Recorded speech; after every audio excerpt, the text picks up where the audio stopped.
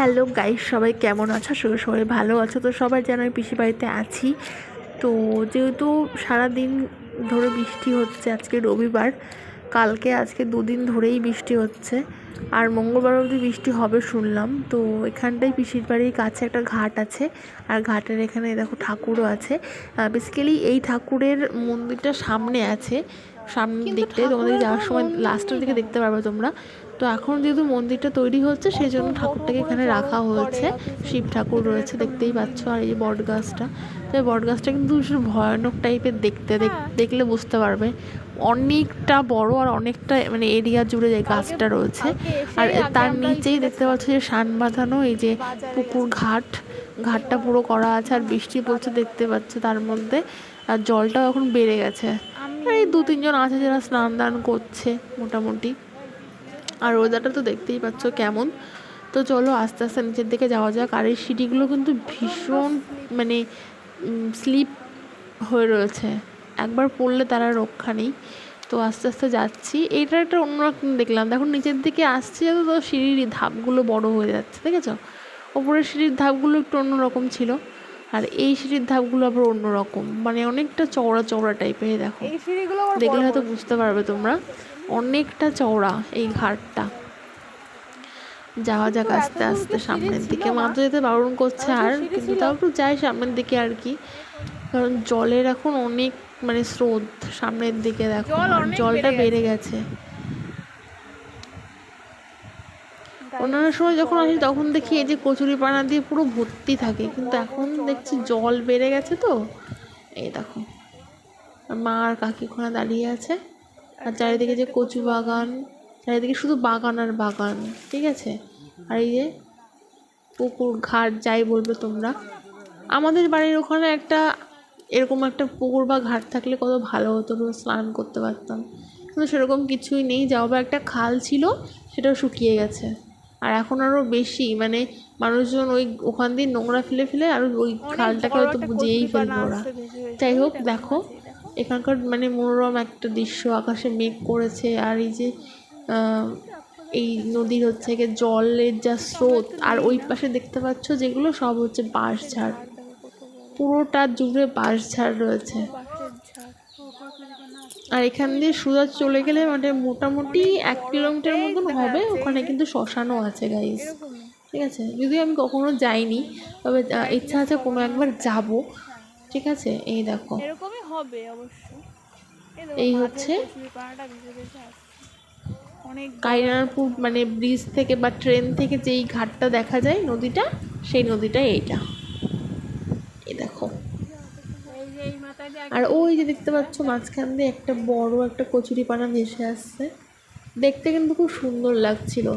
মোবাইলে হয়তো তোমরা বুঝতে পারছো কিনা আমি জানি না, কিন্তু আমার দেখতে খুব ভালো লাগছিল। আর এই দেখো নৌকা আসছে,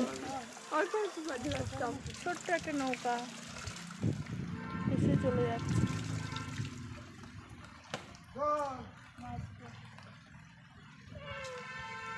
হাই দাদু,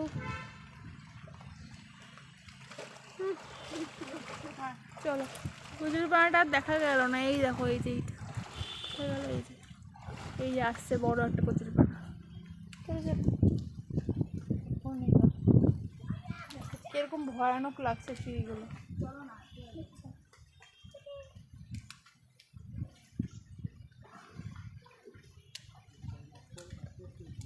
কত বড় বট গাছ। এটা কি পেপল টি?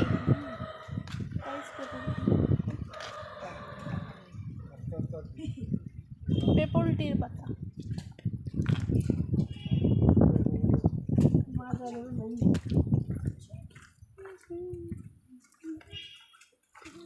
এগুলো ডলতে হবে, ডললে করে তো দেখতেই পাচ্ছ চারিদিকে কিন্তু একদম জঙ্গলে পুরো ভর্তি হয়ে গেছে, আর এই গাছটা এতটা বড়, অনেকটা জায়গা জুড়ে কিন্তু গাছটা রয়েছে, চারিদিকে পুরো জঙ্গল। আর এই যে ছোট্ট একটা টিনের ঘর করে এখানে ঠাকুরকে রাখা হয়েছে, কারণ সামনের দিকে মন্দিরটা তৈরি হচ্ছে, ওখানে মন্দিরটা হয়ে গেলে তারপরে হয়তো ঠাকুর নিয়ে গিয়ে ওখানে রাখা হবে। তো এই দেখো এখানে শুধু যে শিব ঠাকুর আছে তা না, এখানে দেখলাম লোকনাথ ঠাকুরও রয়েছে। তো চলো যাওয়া যাক সামনের দিকে। কেমন আর তাই দেখতে বলো, পাচ্ছ চারিদিকে জল, বৃষ্টি যে কমেছে তা কিন্তু না, বৃষ্টি কিন্তু অনবরত পড়েই যাচ্ছে। এই দেখো ওই ঘরে না হোক ওই পাশের ঘরটাতে ছিল, পাশের ঘরে এখান দিয়ে জল জমেছে, আর এই যে গাছপালা সব ভর্তি। এই দেখো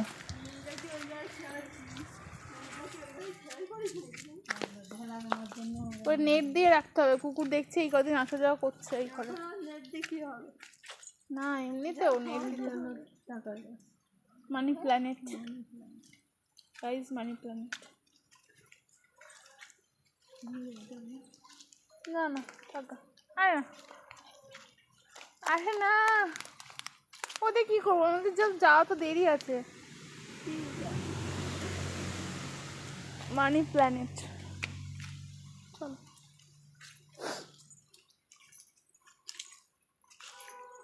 এখান দিয়ে অনেকই হয়েছে।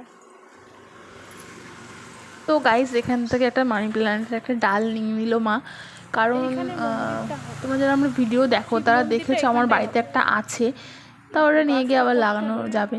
তো চলো। আর এই যে মন্দিরটা দেখতে পারলে, এই যে গাছটাও দেখো কতটা জুড়ে, অনেকটা জায়গা জুড়ে এই গাছটা।